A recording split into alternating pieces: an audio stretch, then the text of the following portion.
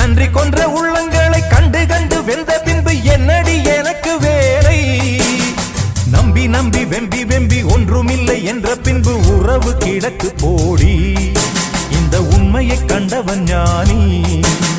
நம்பி நம்பி வெம்பி வெம்பி ஒன்றுமில்லை என்ற பின்பு உறவு கிடக்கு போடி. இந்த உண்மையை கண்டவன் ஞானி.